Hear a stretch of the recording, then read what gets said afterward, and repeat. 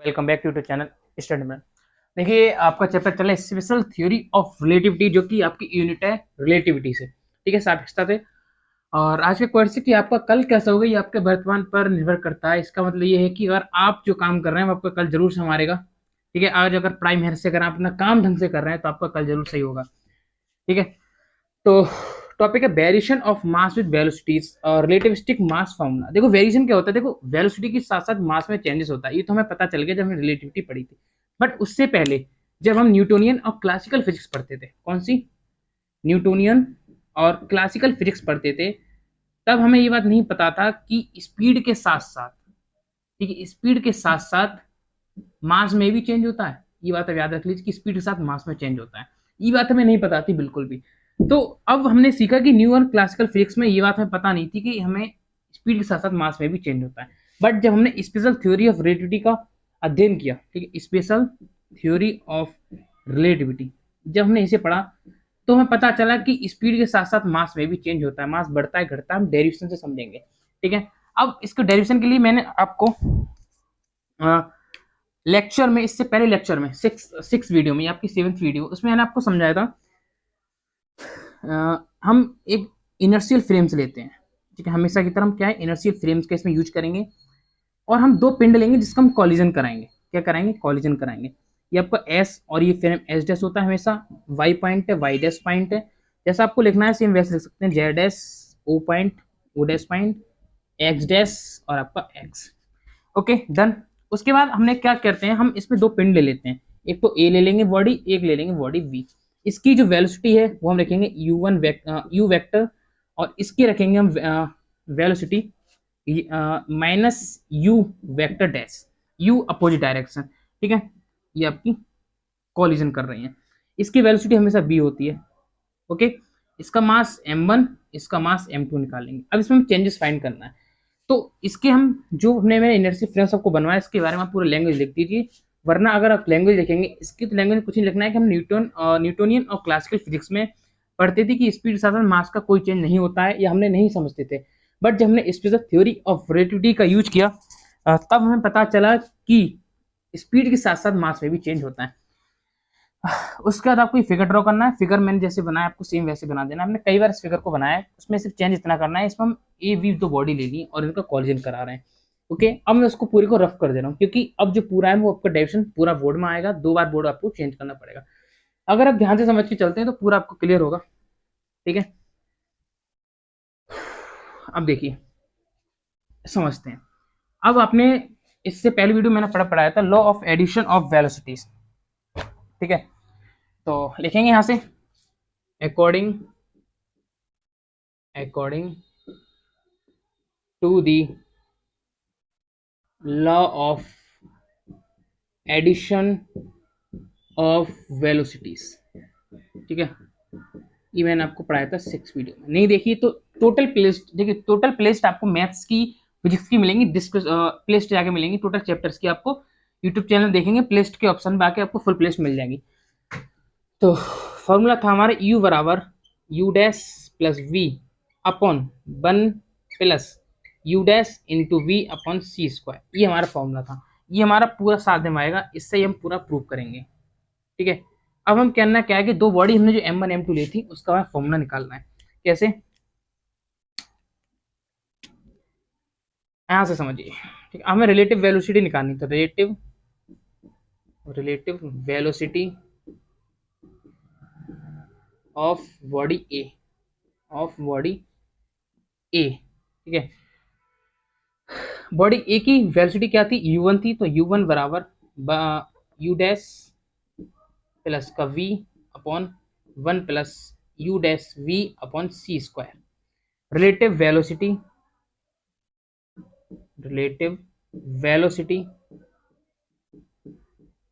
Of body v।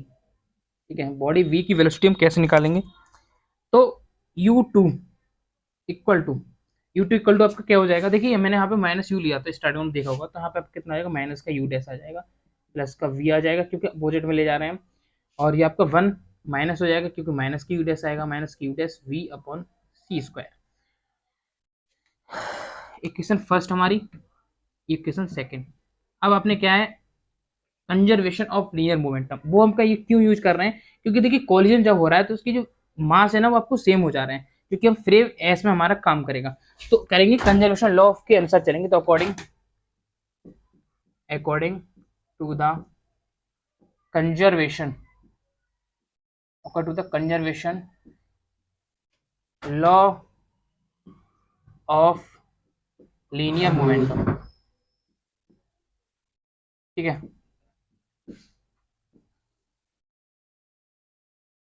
ये क्या पढ़ा था ना, पढ़ा था कि m1 एक स्मॉल m बनाइए, मैं इस टाइप से स्मॉल m बनाता हूँ। हमने क्या पढ़ा था, m1 u1 plus m2 u2 बराबर क्या होता है, m1 b प्लस m2b। देखिए मैंने इसको खोल के लिख दिया है, वरना आप m1 प्लस m2 अलग अलग भी लिख सकते हैं, ठीक है। m1 प्लस m2 और v भी लिख सकते हैं साथ में, ठीक है। ये हमारा फॉर्मूला हो गया। अब करना क्या है, वैल्यू पुट करनी है, ठीक है। तो m1 तो यहाँ पर आइए, यहाँ पे लिख दीजिए, ठीक है। तो m1 u की वैल्यू पुट कर दी इसमें, u1 की वैल्यू क्या है, u डैश प्लस का v, नहीं पहले इसको क्या करिए आप एक तरफ ले जाइए, ठीक है। मैं क्या करता हूँ, m1 को एक तरफ ले आता हूँ, तो m1 u1 माइनस का m1 b बराबर m2 v माइनस का m2 u2। अब समझिए बात करिए ध्यान से। m1 u1 की वैल्यू देखिए, u1 की वैल्यू क्या है हमारी, ये u डैश प्लस का v upon 1 plus u dash v upon C square. अब देखिए क्या करता हूँ, माइनस का b है तो m1 में समझ लो कॉमन ले लिए तो माइनस का b अच्छा बन जाएगा। अगर समझो यहाँ पे मैंने m1 कॉमन ले लिया तो मेरा माइनस b अंदर बचेगा ओनली एस टाइप से। सेम आपको m2 मैंने कॉमन ले लिया, b बचेगा, माइनस में u2 बचेगा आपको, तो u2 की वैल्यू मैं यहाँ से लिखूंगा, पुट करूंगा इक्वेशन सेकंड से, माइनस का u डैश प्लस का b upon 1 minus u dash v upon C square. इसको सॉल्व करना है। देखो आसान तरीका पहले क्या होता है, हम लोग क्या करते हैं, इसकी मल्टीप्लाई कर देते हैं, या नीचे आप बनवा लीजिए जैसे आप नॉर्मली मैथ्स को सॉल्व करते हैं।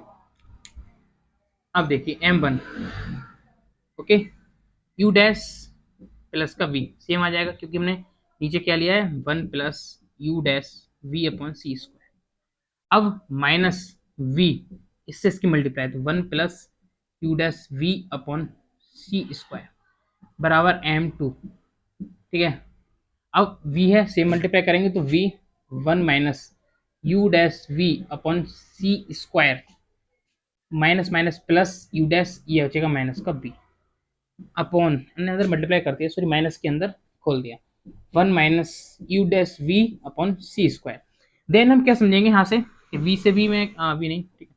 तो m1 स्मॉल m1, ठीक है, m1 अब क्या करेंगे, u डैश प्लस का v माइनस का v minus u dash v square upon C square upon 1 plus u dash v upon C square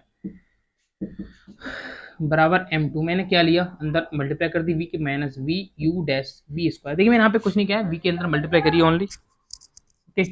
तो minus u dash v square plus का u dash minus का v upon 1 minus u dash v upon C square, u dash v upon में C square आएगा, इसके upon में C square, okay. ध्यान रखिए छोटा दिख रहा होगा आपको।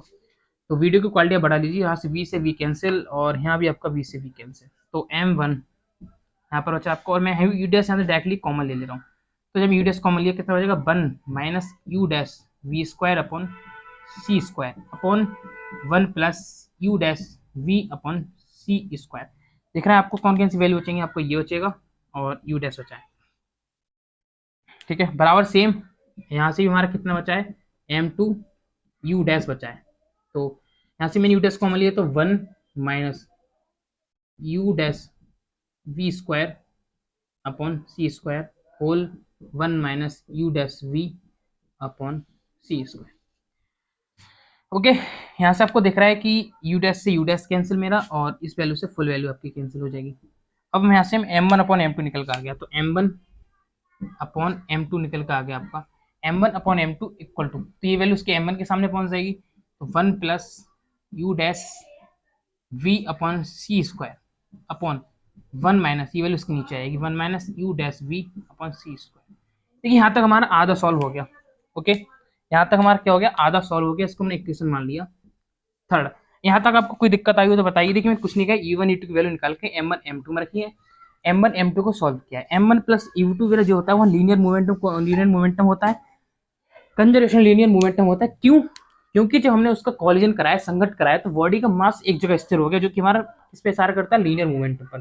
ठीक है, तो इतना नोट कीजिए पहले। ओके, अब समझिए, देखो इस इक्वेशन थर्ड को मैं छोड़ दे रहा हूँ क्योंकि इसका काम आगे पड़ेगा, ये सब मैं रफ कर दे रहा हूँ। ओके, ये भी रफ कर दे रहा हूँ।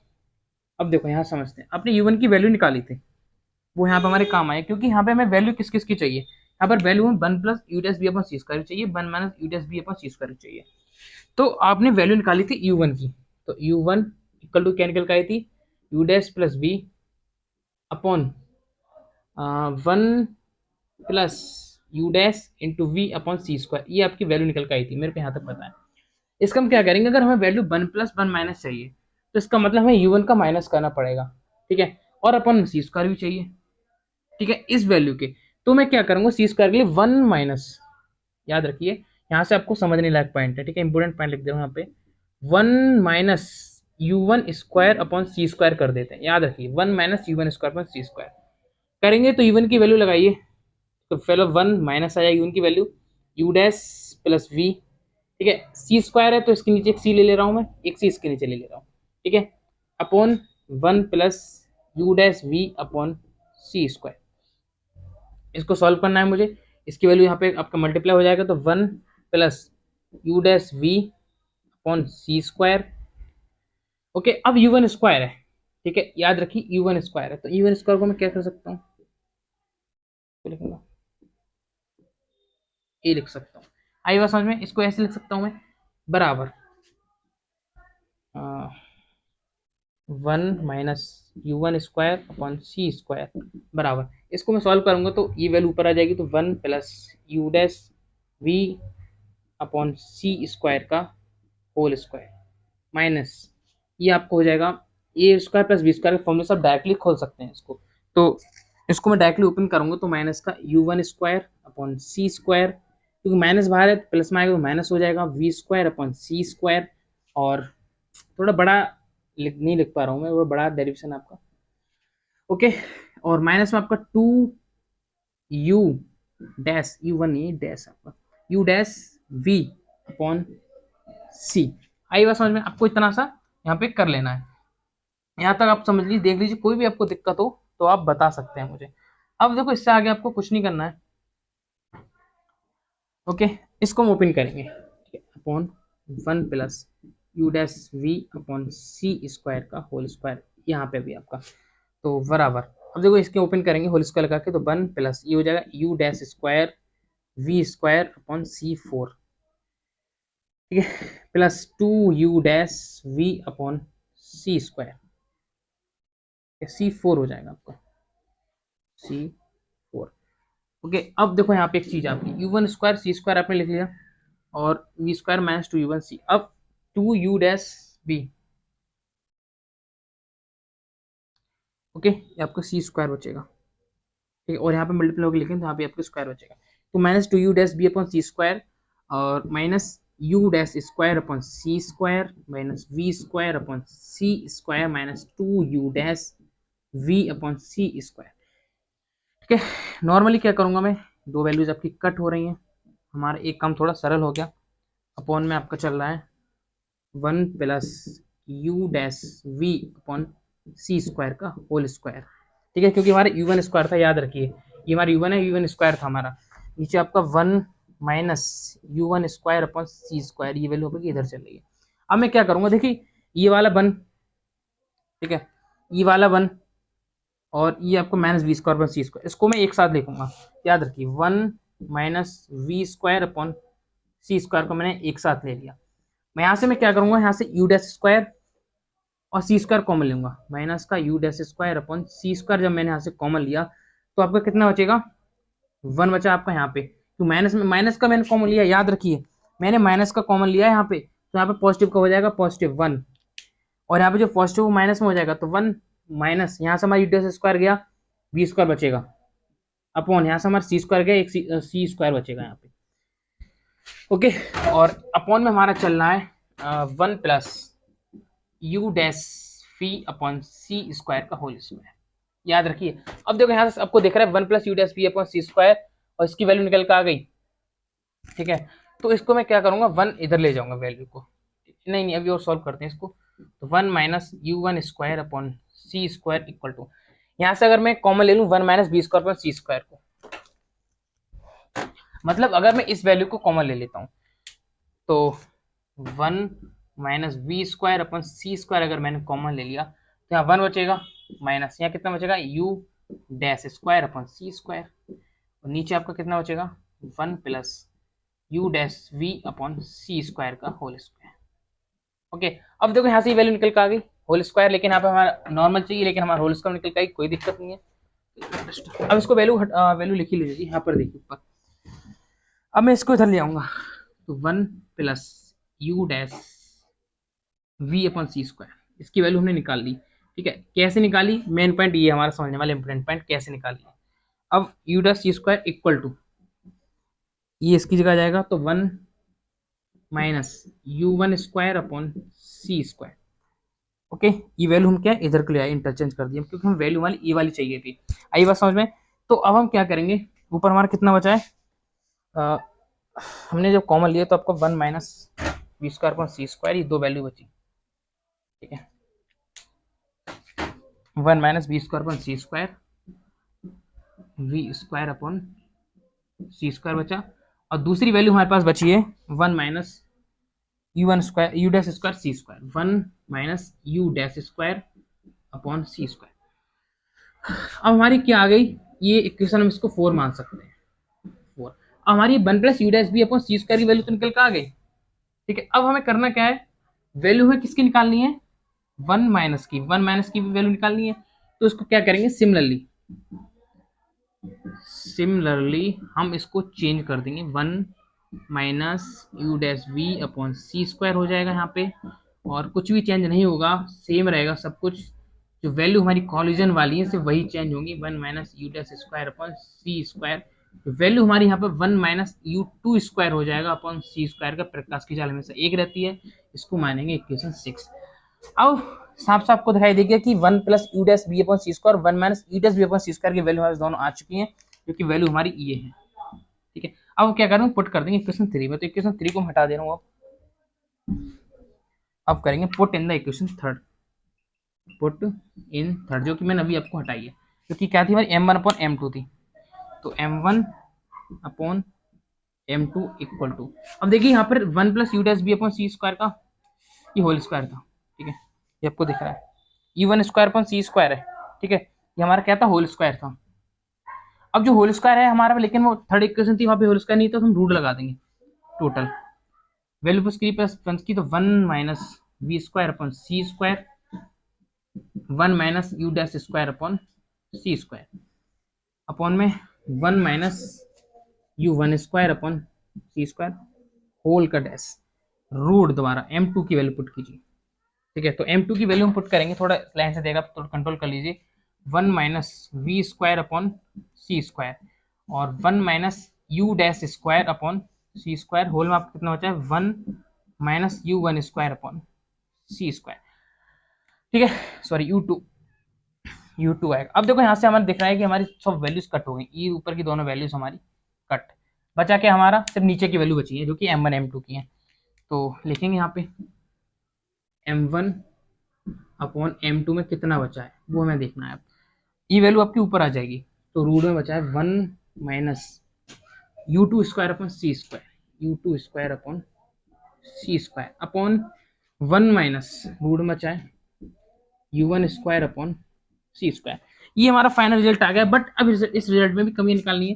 अगर हम मान के चले हमारी दूसरी बॉडी है, जो वी बॉडी हमारे रेस्ट में हो, तो रेस्ट में होगी तो u2 की वैल्यू 0 हो जानी है, तो v2 की वैल्यू 0 हो जानी है, तो m1 अपॉन m2 बराबर क्या आ जाएगा हमारा, if body v in rest, ठीक है, तो हम जो u2 बराबर क्या मान सकते हैं, 0 मान सकते हैं। ठीक है, तो m1 m2 बराबर ऊपर कितना हो जाएगा, 1 हो जाएगा, अगर v को हटाते हैं तो 1 अपॉन माइनस 1, और आपका स्क्वायर है अपन 1 में, तो u2 बराबर 0। ठीक है, ओके। अब करना क्या है आपको, 1 m1 अपॉन m2,